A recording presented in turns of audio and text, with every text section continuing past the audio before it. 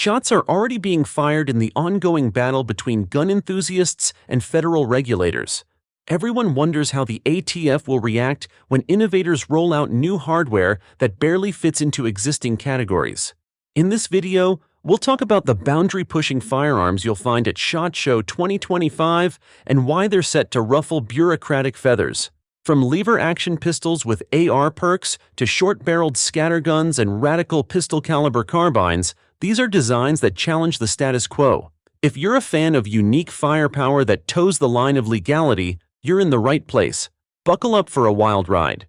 The idea of a short, high-capacity semi-auto that merges classic AK lines with pistol legality likely raises most ATF agents' eyebrows. They try to corral what they see as SBR-like firearms, and an AK pistol that's short but fully functional can slip through many restrictions. You get more control than a standard pistol, plus it's easier to handle in close quarters. That's enough to keep the ATF anxious about how folks might use or modify it, which is precisely why enthusiasts like it. It's a blend of old and new that edges around the usual boundaries. If you want a 9mm AK-style PCC that's different from the crowd, the show-low manufacturing Blackjack is worth a closer look. It's not your typical AR-based 9mm. Instead, it uses an AK-inspired design while still packing plenty of modern features. You can pick from a few different barrel lengths, but the 8.5-inch version offers a sweet balance if you need something that's compact yet accurate enough for the usual PCC distances. SHOLO has put some serious engineering into this PCC. It features an aluminum M-lock handguard and a pick rail up top for an optic. The included sights fold away when you want to use a red dot, but they're there if you need backup. It ships with a 35-round Magpul mag designed for the CZ Scorpion. That's a nod to cross-compatibility and shows SHOLO wasn't just slapping things together. The safety lever got reworked after early feedback, so it no longer interferes with the trigger guard. The new lever is bigger and easier to manipulate. The Hyperfire trigger also helps speed up follow-up shots and maintain accuracy.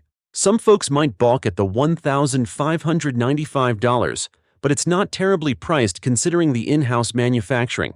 The ATF generally doesn't like firearms that push capacity and look like they're ready for SWAT raids. A 66-round helical mag is definitely going to get them sweating. It's not an SBR or a short-barreled shotgun, but it's a pistol-caliber carbine bristling with a massive magazine and certain Soviet-inspired flair. That alone is enough to spark the "why do you need that?" a line of questioning.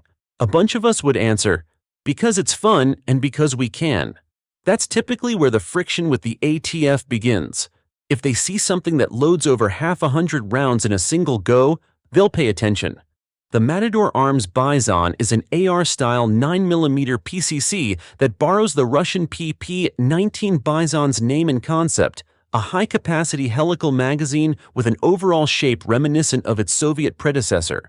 There's not much confirmed data on it yet, but rumor has it that it'll weigh less than typical AR pistols or carbines. That suggests you'll get something that's quick to maneuver around corners, whether you're using it for a match, defending your house, or just punching paper at the range for fun. Matador collaborated with Stuffin' Things Inc., also known as ST Inc., and no, they don't stink. They released PP-19. Bison kit for AKs at last year's SHOT show. That kit includes a helical mag, a special handguard, and a flash hider designed to mimic the Bison look. You can't actually bolt that kit onto the AR-based Bison, but Matador presumably used that engineering to build an all-new magazine for their own platform. If they keep the 66-round capacity, that alone will raise countless ATF agents' eyebrows. A coil-shaped mag that holds that many rounds is a surefire conversation starter, and it will certainly irritate the ATF. You know how the ATF hates our pistol braces. They've been trying for ages to categorize braced ARs as SBRs to help them clamp down on how Pro 2A individuals can own them. The M400 SDIX pistol is well within that gray zone and has everything the agency tries to regulate: a shorter barrel, rifle-like function, and a stabilizing brace. When you combine all those in a top-quality product from SIG, you're basically giving the ATF a reason to step up their rules. That's the main reason many of us love these AR pistols. They deliver the maneuverability we want while staying, for now, on the legal side of that SBR line.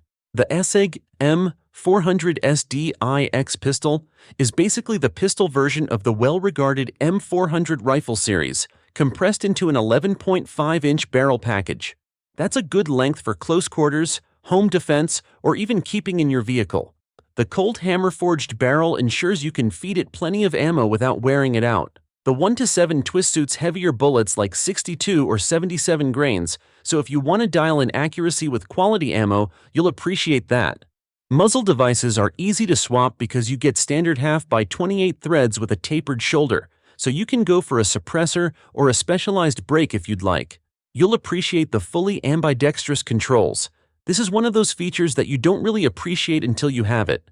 The charging handle, bolt release, and safety selector are all set up for either hand. The pistol also ships with SIG's Matchlight Duo trigger, which is a flat, two-stage design that breaks cleanly. If you're used to mil-spec triggers, you'll be pleasantly surprised at how much better your groups can look with a quality trigger. It weighs around 5.8 pounds and is about 30 inches in overall length. That's easy to maneuver in tight hallways or tight vehicles. The Magpul BSL brace gives you that extra point of contact to improve your shot consistency. Some folks prefer a different brand of brace, but you can usually swap braces if you want to personalize it. Accuracy is solid. In tests, it's hitting around 1.5 minute of angle with typical defensive loads, and if you feed it match-grade rounds, you can squeeze out even tighter groups. That's good enough to keep you in the game for most realistic distances a short AR pistol would see. If you add a low-power variable optic, you can push your shooting out a couple hundred yards pretty effectively. The Bandito is exactly the kind of thing that gives the ATF nightmares. It's not an AR pistol, but it harnesses 5.56 performance with a short overall length, and it's also from a company known for pushing boundaries. Instead of a big, old-school lever rifle, you get a compact lever-action pistol chambered in 5.56 by 45mm NATO, which is an impressive choice in such a short setup. The 7.25-inch barrel is made from 4150V chrome moly steel and is threaded half by 28, so if you want to slap a suppressor on there, you've got that option. Even with its short barrel, the Bandito produces decent accuracy for a lever-action pistol. It's not designed for 600-yard shots, but you'll have no problem hitting small targets at normal carbine ranges. You've also got a Picatinny rail on top, which means you can mount a red dot or a small scope. It's really interesting how they designed this lever gun to work with AR-15 components. You can change bolts, experiment with different barrel configurations, and switch calibers if you want. This modular approach means you're basically getting a lever pistol that can mimic many of your AR-15's best traits. You'll appreciate that if you like tinkering or reconfiguring your guns for different situations. Some folks use it as a survival piece, others see it as a fun range gun, and it can even do double duty as a home defense tool in states that crack down on AR pistols. Because it's chambered in 5.56 NATO, it hits harder than any pistol caliber. You might think recoil would be harsh, but it's pretty manageable, especially if you're used to standard AR pistols. The lever action does slow down your follow-up shots compared to a semi-auto, but still, it's a blast to cycle that lever. The 10-round magazine keeps it legal in places with stricter rules, yet you can still put a few rounds on target quickly. The ATF isn't a fan of braced pistols in general, and the Flux Legion represents the cutting edge of that concept. It's basically a PDW with minimal length, so you can imagine how the ATF might look at it. The ability to fire with minimal muzzle rise and to carry high-capacity mags in such a streamlined form factor means it slips into categories that keep regulators awake at night. If you've been annoyed by the ongoing brace debates, something like the Flux Legion hits that sweet spot between pistol and carbine, right in the zone that the ATF loves to keep under scrutiny. The top half is a SIG P320AXG Legion with a 3.9-inch barrel and an integrated compensator that significantly cuts muzzle rise. That keeps you on target, even if you dump the mag faster than your buddy can blink. The bottom half is Flux's chassis system, which includes a brace that deploys with a quick lever. If you need it in action, you press down. The brace locks into place, and you've got a rock-solid setup in no time. Reloading is pure magic.